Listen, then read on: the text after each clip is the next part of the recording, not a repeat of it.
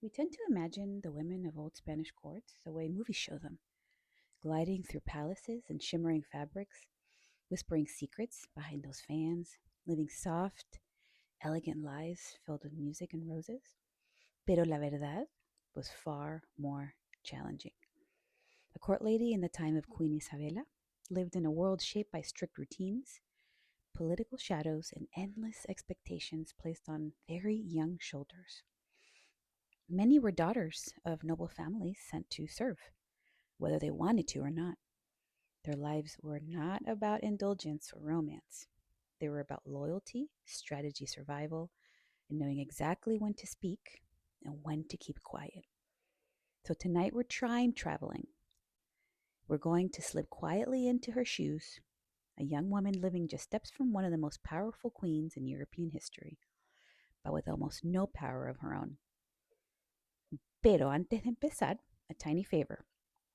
If you listen to these, hit like or subscribe so that you don't miss any new stories. And if you want, tell me where you're listening to.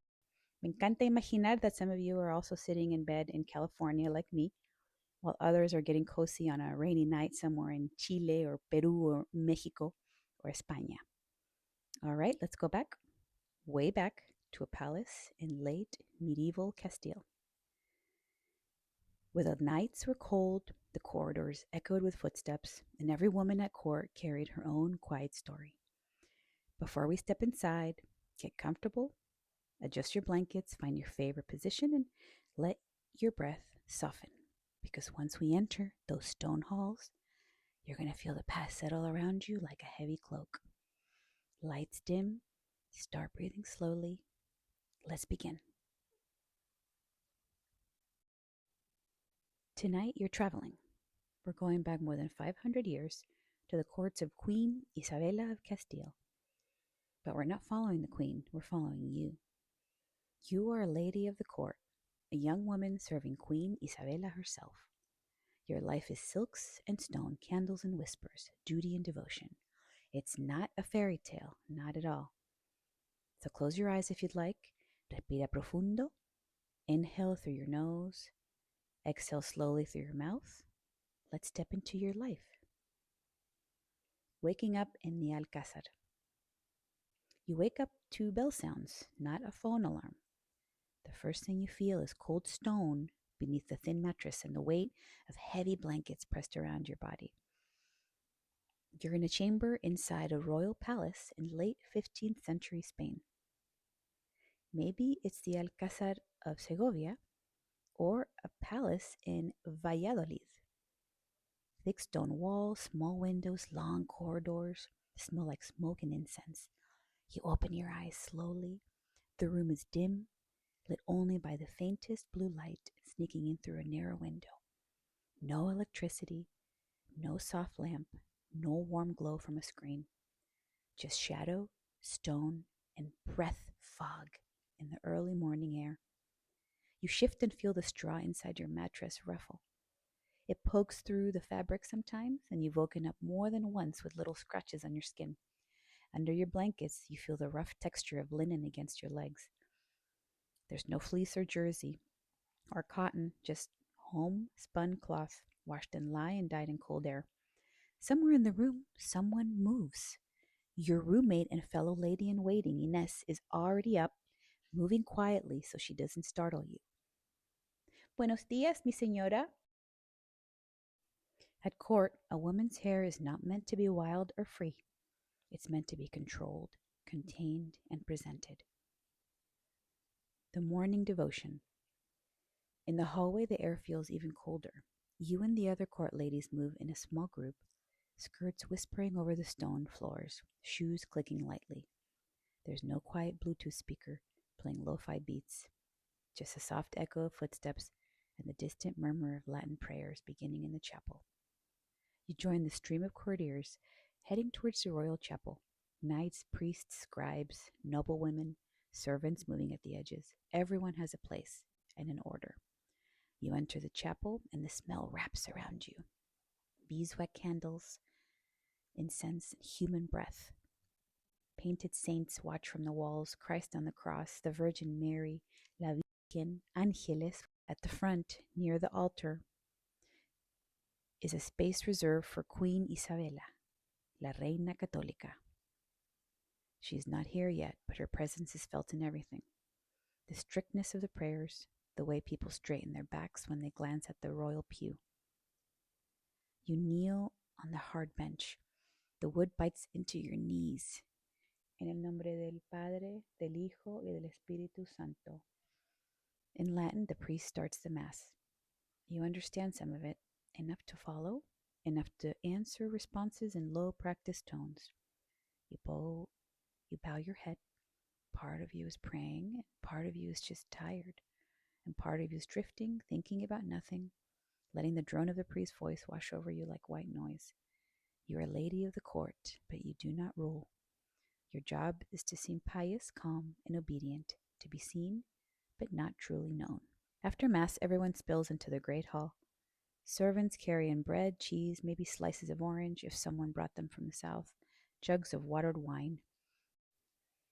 Later, you're released from the audience chamber and join the other ladies in the solar, a warmer room where the queen and her women sometimes sew, read, or talk. A fire crackles in the hearth. Sunlight filters through small glass panes, throwing soft squares of light into the floor. You sit with a hoop of embroidery in your hands, stitching tiny flowers along the border of a linen cloth that might one day cover a table or maybe be part of a gift.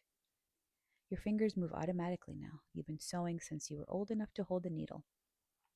As you stitch, one of the older ladies, Doña Elvira, talks quietly. She's been with the queen almost like an aunt. Remember, she says, not looking up from her embroidery, a lady in court is never just decorating the room.